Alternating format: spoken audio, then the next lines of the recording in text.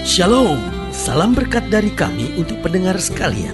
Saat ini pendengar akan diberkati dengan program Hari Ini Harinya Tuhan bagian yang ke-8. Sebuah program rohani tentang doktrin Alkitab yang menolong kita untuk semakin tertanam dalam kebenaran firman dan bertumbuh dalam kemuliaan. Bersama hambanya, Pendeta Gilbert Lumwendong, STH.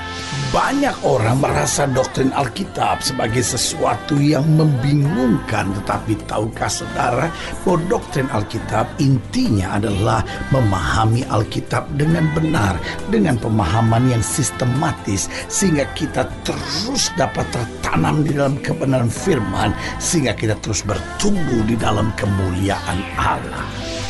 Buka hati saudara sekalian untuk menerima berkat-berkat firman-Nya hari ini. Pada dasarnya kita seringkali jumpai ada orang-orang yang tahu tentang Yesus tetapi kemudian menolak Yesus. Karena mungkin dia pikir Yesus menyulitkan hidupnya. Yesus menyuruh dia untuk meninggalkan sesuatu. Yesus menyuruh dia untuk meninggalkan sesuatu yang paling dia kasih, sesuatu yang paling dia sukai, sesuatu yang buat dia sumber keuntungan buat dia. Karena saudaraku yang kasih dalam Tuhan, Yesus bukan Tuhan yang mengiyakan apa saja yang kita sukai.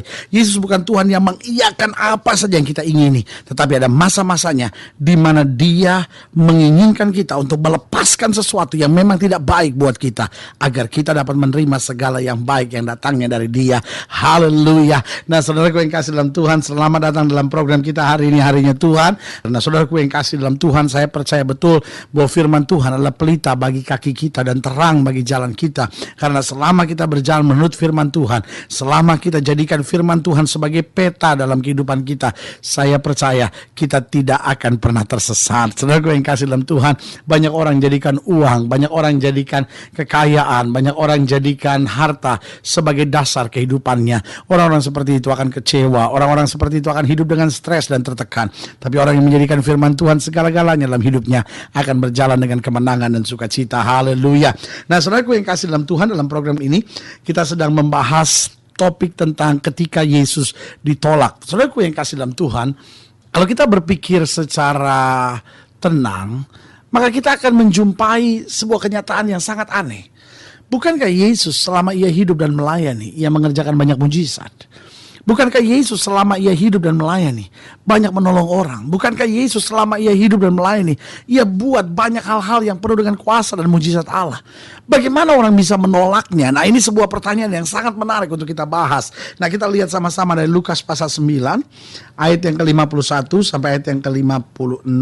Lukas pasal 9, ayat yang ke-51 sampai ayat yang ke-56. Demikian firman Tuhan. Ketika hampir genap waktunya Yesus diangkat ke sorga, ia mengarahkan pandangannya untuk pergi ke Yerusalem. Dan ia mengirim beberapa utusan mendahului dia. Mereka itu pergi lalu masuk ke satu desa orang Samaria untuk mempersiapkan segala sesuatunya baginya. Jadi Alkitab jelas bilang, ketika hampir genap waktunya Yesus diangkat ke sorga, ia mengarahkan pandangannya untuk pergi ke Yerusalem.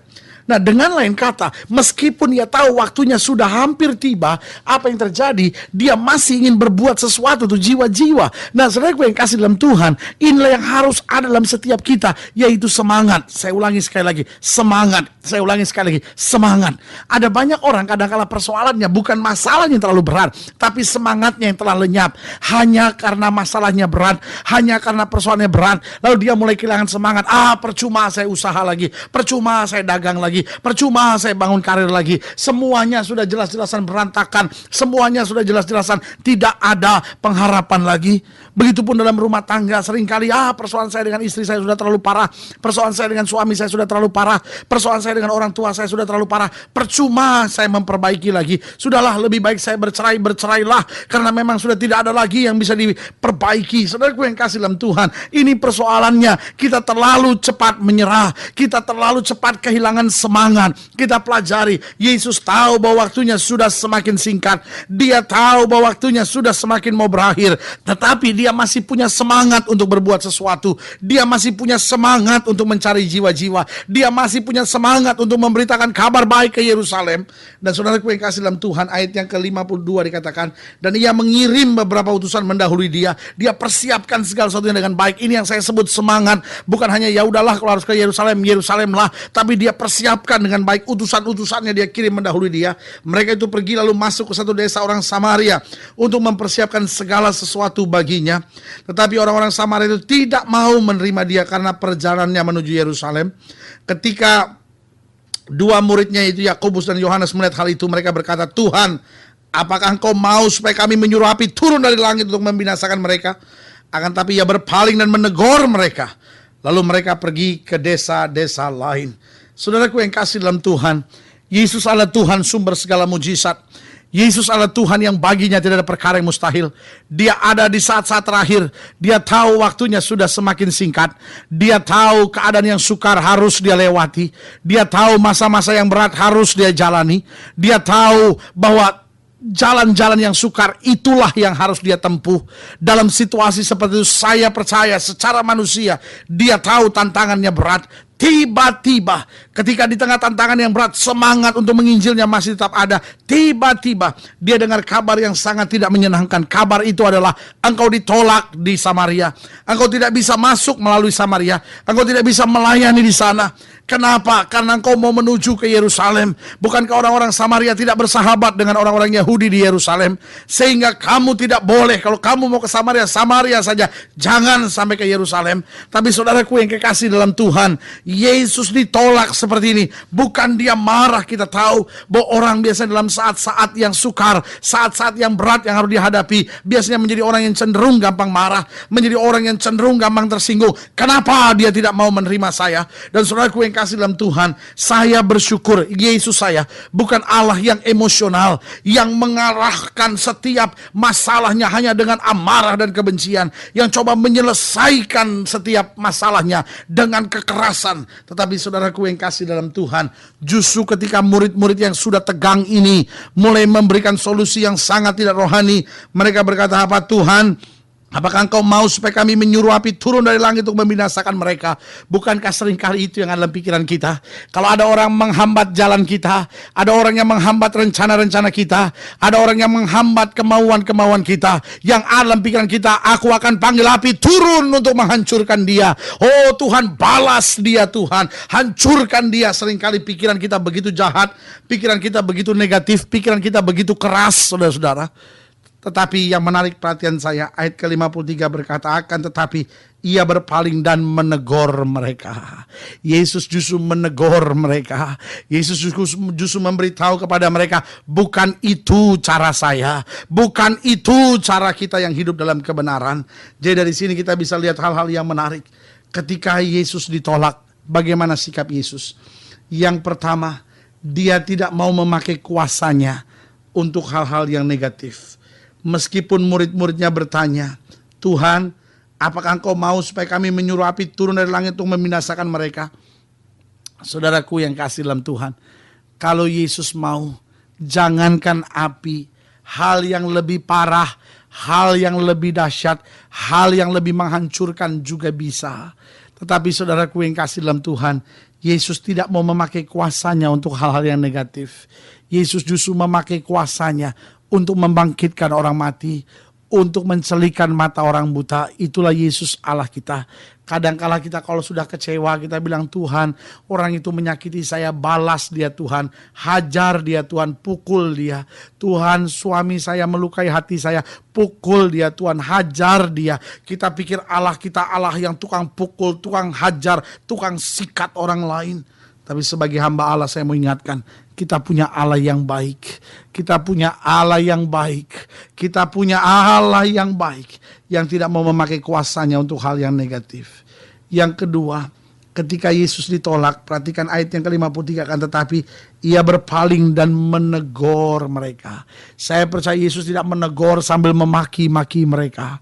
Saya percaya Yesus berpaling dan kemudian menegur mereka dengan manis, dengan lembut, dengan tenang, untuk membuka, menyingkapkan pikiran mereka. Kalau orang menolak kita, tidak perlu kita emosi, tidak perlu kita membalas yang jahat dengan yang jahat. Saya percaya pelajaran-pelajaran yang indah pasti Yesus sampaikan di situ. Berarti hal yang kedua, apa reaksi Yesus ketika orang menolak Yesus? Dia tetap tenang menghadapi situasi tersebut. Dia tetap jaga diri, dia kuasai emosinya. Saudaraku yang kasih dalam Tuhan, dunia hari-hari ini penuh dengan orang-orang yang emosional. Dunia hari-hari ini penuh dengan orang-orang yang tidak bisa mengendalikan emosinya. Dunia hari-hari ini penuh dengan orang-orang yang meledak-ledak. Itu sebabnya tingkat perceraian semakin tinggi, tingkat kehancuran rumah tangga semakin tinggi. Kenapa? Karena manusia hari-hari ini susah mengendalikan emosinya. Manusia susah mengendalikan dirinya. Manusia hari-hari ini hidup dengan amarah, hidup dengan kebencian, hidup dengan kekerasan. Tetapi sebagai hamba Allah, kembali saya mau ingatkan buat saudara, belajarlah dari Yesus. Ketika dia ditolak, ketika dia dihambat, apa yang terjadi? Yang pertama, dia tetap tidak mau pakai kuasanya untuk hal-hal yang negatif. Dia tetap tenang. Artinya dia tidak pakai segala cara hanya untuk membalas sakit hatinya. Saudaraku yang kasih dalam Tuhan, kadang-kala orang menyakiti hati saudara, tetapi kuasai diri. Ingat, kita masih punya Tuhan yang adil, yang akan mengerjakan segala sesuatunya dengan adil. Yang ketiga, yang terakhir, ketika Yesus ditolak, ayat 56 bilang apa? Lalu mereka pergi ke desa yang lain. Dia mencari jalan lain. Dia tahu jalan dari Allah. Jika tertutup, pasti ada rencana yang lebih indah. Jalan lain pasti dia bukakan. Saudaraku yang kasih dalam Tuhan, orang boleh buat apapun, orang boleh tutup pintu di depan saudara, tapi orang tidak bisa tutup semua pintu. Kenapa? Karena pintu dari Tuhan pasti tetap terbuka. Itu sebabnya sebagai hamba Allah, kembali saya mau ingatkan buat saudara, mungkin ada hal-hal tertentu dalam hidup saudara yang sepertinya saudara terhambat, sepertinya saudara merasa tertolak, sepertinya saudara merasa disakiti. Sebagai hamba Allah, kembali saya mau ingatkan buat saudara, orang boleh coba tutup pintu di depan saudara, tapi orang tidak bisa menutup setiap pintu. Kenapa? Karena Tuhan kita tetap adalah Allah yang menyediakan pintu yang terbaik buat kita. Haleluya. Kalau saudara ingin dilayani lebih jauh, hubungi kami melalui telepon, hubungi kami melalui surat, kunjungi website kami, karena kami ada untuk membawa Bapak Ibu saudara senantiasa lebih dekat dengan Tuhan, mengalami kasih kuasa mujizat yang luar biasa. Haleluya. Dan secara khusus juga melalui program ini saya mau berdoa buat setiap saudara yang sakit, setiap saudara yang berbeban berat, setiap saudara yang sedang menghadapi masa-masa yang sukar, bahkan setiap saudara yang sedang merasa dihambat, sedang merasa tertolak. Karena saya percaya bahwa bagi Allah tidak ada perkara yang mustahil. Saudara-saudara ingin didoakan secara khusus, boleh taruh tangan kanan saudara di dada. Kita doa. Bapa, dalam nama Yesus kami percaya Allah yang kami sembah adalah Allah yang maha kuasa. Baginya tidak ada perkara yang mustahil.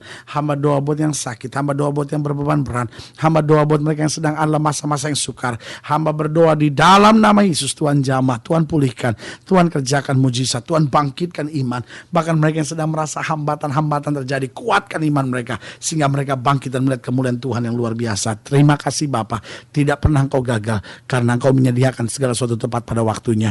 Di dalam nama Yesus kami berdoa. Haleluya. Amin. Saudaraku yang kasih dalam Tuhan, kita sudah berdoa dan ingat Tuhan tidak pernah lalai menepati janjinya. Imani apa yang sudah engkau doakan. Tetap bersemangat, tetap bersuka cita, bangkit layani Tuhan. Jadikan Yesus yang paling utama dalam hidup saudara. Karena kita tahu tidak pernah Tuhan kecewakan kita. Haleluya.